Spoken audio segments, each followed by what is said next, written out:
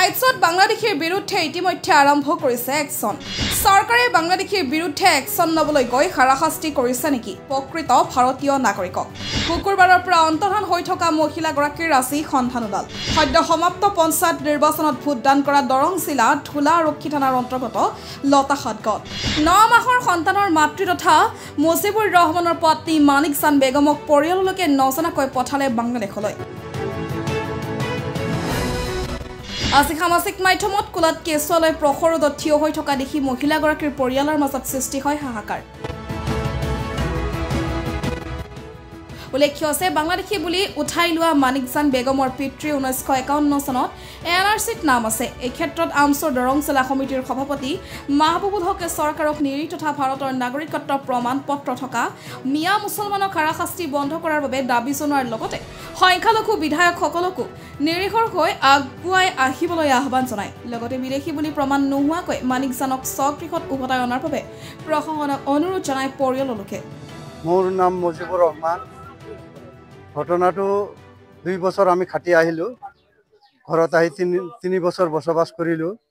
তেতিয়ালৈকে কোনো ভেজাল নাই। আমাৰ কাগজ পাতি অকে আছে আৰু কেছ চলি আছে আৰু ভোটটো দিছে আমাৰ এইটো পঞ্চায়তৰ ভোটটো দিছে আৰু আমাৰ কেছ চলি আছে সুপ্ৰিম কোৰ্টত। আমি সব ডকুমেণ্ট পাইছোঁ, আমি ডিক্লেয়াৰ পাইছোঁ। সেই মানুহজনী কেনেকা বাংলাদেশী হ'ব? আইন বেআইনী চলাইছে চৰকাৰে। আমি হাৰাশাস্তি পাই আছোঁ, আমি দুখীয়া মানুহ। সেই মানুহজনী আমাৰ ঘৰত পঞ্চাব লাগে, বেমাৰী আৰু সৰু বাচ্চা আছে 9 মাহী। আমি এতিয়ালৈকে খুব শাস্তি পাই আছোঁ। যোৱা শুক্ৰবাৰৰ পৰা মোৰ মাটো নিৰুদ্যোগী হৈছে। হোৱাৰ পিছত থানাৰ পৰা নিৰুদ্যোগী হৈছে। হোৱাৰ পিছত আমি যাই কিনে সুধিলোঁ, মানুহজনী নাইকিয়া বুলি ক'লা। আমি ক'ব নোৱাৰোঁ। তাৰপিছত এই অফিচত গ'লোঁ, তাতেও ক'লা ক'ব নোৱাৰোঁ। এতিয়া মানুহজনী আমি ফেচবুকৰ জৰিয়তে গম পোৱা গ'ল। এইটো আমি ফটোখন চাইছোঁ। চোৱাৰ পিছত জংঘলৰ মাজত ৰাখছে, বাংলাদেশ আৰু ইণ্ডিয়াৰ বৰ্ডাৰৰ মাজত ৰাখছে আমাৰ মানুহজনী নদীৰ বীজত। এটা সৰু বাচ্চাও আছে, মানুহজনো বেমাৰী। অনুৰোধ কৰিছোঁ আমাৰ মানুহজনী লাগে। চব ডকুমেণ্টছখিনিও আছে আমাৰ লগত। ভোটৰ ৰানিং চলি আছে। তাৰপিছত আমাৰ লগত এনেকুৱা হাৰাশাস্তি দিলা। চাওক, আজি প্ৰায় 4-5 দিনৰ পৰা আমাৰ দৰং জিলাৰ ধুলা থানাৰ অন্তৰ্গত আমাৰ লতাঘাটৰ আমাৰ মানিক জান বেগম মহিলাজনীক আমাৰ ধুলা আৰক্ষীয়ে লৈ যোৱাৰ পিছৰ পৰা আপোনাৰ নিৰুদ্দেশ হৈ আছিল।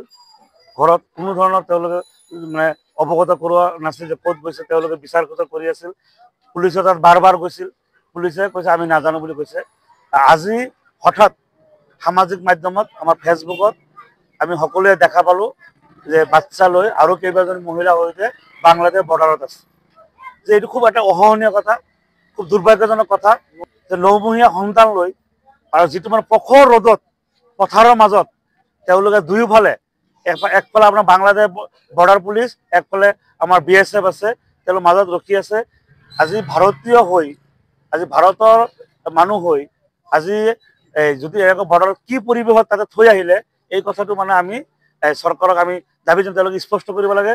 কাৰণ আজি আপোনালোকে দেখা পাইছে ইয়াতে NRC আছে, 1951 চনৰ NRC আৰু তাতে স্পষ্ট আছে তোৰ ককাকৰ নাম তুৰাব আলী নাম। আপোনাক আমি ডকুমেণ্টছখিনি দি দিম।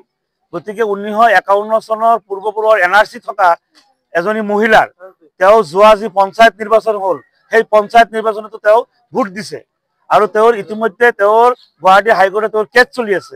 গতিকে কোনো ধৰণৰ আইন কানুন নামানি এই যে মহিলা 9মহীয়া বাচ্চা লৈ যে থৈ আহিলে, এই কথাটোৱে এই অঞ্চলত আমাৰ গোটেই অঞ্চলৰ মানুহে দুখ প্ৰকাশ কৰিছে, আৱেগিক হৈ পৰিছে যে চৰকাৰ এখন নিৰ্বাচিত চৰকাৰ এখন ইমান মানৱতাহীন কেনেকৈ হ'ব পাৰে, এই কথাটো আমি ভাবি পোৱা নাই। যে আমাৰ যিটো মানে দেখা পাইছোঁ যে অসমত অহা 26 চনত 2026 চনত সাধাৰণ নিৰ্বাচন আছে আৰু এই নিৰ্বাচনৰ এটা সাম্প্ৰদায়িক বাতাবৰণ সৃষ্টি কৰাৰ কাৰণে এই নিৰীহ সংখ্যালঘু মুছলমান মানুহখিনিক চৰকাৰে টাৰ্গেট কৰা দেখা গৈছে আৰু যধে মধে গৰু ছাগলীৰ নিচিনা তেওঁলোকে উঠাই লৈ তেওঁলোকে বাংলাদেশ বৰ্ডাৰত থৈ আহিছে। গতিকে আমি দাবী জনাইছোঁ আৰু আমি দৰং জিলা আমচুৰ পৰা দাবী জনাইছোঁ যে এনেকুৱা ধৰণৰ এই কাৰ্যসমূহ বন্ধ কৰিব লাগে আৰু অতি শীঘ্ৰে যিসমূহ মানুহক আপোনাৰ এই ধৰণে বাংলাদেশ বৰ্ডাৰত থৈ আহিছে তেওঁলোকক উভতাই আনিব লাগে আৰু আইনমতে তেওঁলোকে যদি বাংলাদেশী প্ৰমাণিত হয় তাহলে তেওঁলোকে বাংলাদেশলৈ তেওঁলোকে বিতৰণ কৰক। ইয়াত আমাৰ কাৰো আপত্তি নাই। কিন্তু এই মুহূৰ্তত কিন্তু বাংলাদেশী বুলি তেওঁলোকে কিন্তু প্ৰমাণ কৰিব নোৱাৰে। আৰু আপোনাৰ বিশেষকৈ আমাৰ আজি এই যি মহিলা মানিকজান, তেওঁ যি 9 মহীয়া বাচ্চা লৈ যি প্ৰখৰ ৰ'দত যি থিয় হৈ আছে, আমি এই দৃশ্যটো চাই আমি সকলো আৱেগিক হৈ পৰিছোঁ। আমি চকু পানী আমি ধৰি ৰাখিব পৰা নাই যে কি পৰিৱেশত আছে। আৰু চৰকাৰে এই কথা অনুভৱ কৰে, আৰু মাননীয় মুখ্যমন্ত্ৰী ডাঙৰীয়া তেওঁ নিজেও তেওঁৰো সন্তান আছে, গতিকে তেওঁ এই কথাটো অনুভৱ কৰিব লাগে যে এই ধৰণৰ কাৰুকাৰ্য নকৰে, ইয়াৰ কিন্তু পাপে চুব। আমি এইটো স্পষ্ট, ইয়াতে আমি দেখা পাইছো যে এইবাৰ পঞ্চায়ত নিৰ্বাচনত মানুহজনে ভোটদান কৰিলে।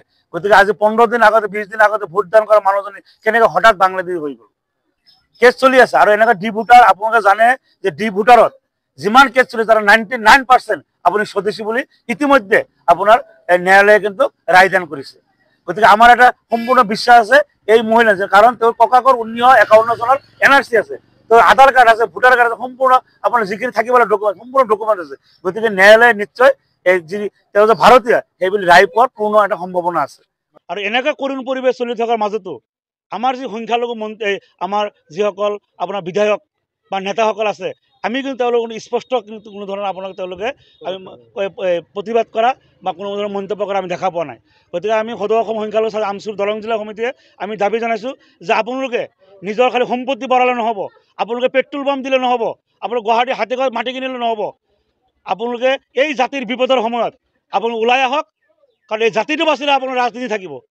আপোনালোকে গোটেই বছৰ ৰাজনীতি কৰিব, জাতি নিশিয়া হৈ যাব, আৰু আপোনালোকে বহি থাকিব, এই কথাটো সহ্য কৰা নহ'ব। গতিকে আপোনালোকে ওলাই আহক, আৰু চৰকাৰৰ আপোনাৰ যি নিৰ্যাতন, যি সংখ্যালঘু মুছলমান মানুহৰ যিটো কৰুণ নিৰ্যাতন আৰম্ভ কৰিছে, আপোনালোকে এবাৰ আপোনালোকে নিজে ভাবি চাওক যে আজি এই মহিলাজনী আপোনাৰ মানিকজান, আমি য'ত আছোঁ, তো 10 বছৰীয়া বাচ্চা এটা ঘৰত আছে, মাক আছে বাংলাদেশ বৰ্ডাৰত, কেনেকুৱা এটা পৰিৱেশ, কোলাত কেঁচুৱা আছে 8 মহীয়া। আজি যদি আপোনালোকৰ যে আমাৰ বিধায়ক যিসকল নেতা আছে ডাঙৰ, তেওঁলোকৰ যদি মানুহ এজন ঘৰৰ পৰা লৈ এনেকৈ বৰ ৰাখিলে, তেওঁলোকে কেনেকৈ অনুভৱ কৰিলে হয়, তেওঁলোকৰ অনুভৱ কৰক। গতিকে আমি দাবী জনাইছোঁ যে অতি শীঘ্ৰে তেওঁলোকে ওলাই আহক, আন্দোলন কৰক, আৰু চৰকাৰৰ এই যি আমাৰ বিৰুদ্ধে যি আৰম্ভ কৰিছে এই বন্ধ কৰক। সকল নেতাসকল কিন্তু যোৱা ৰাস্তা বন্ধ হৈ পৰিব।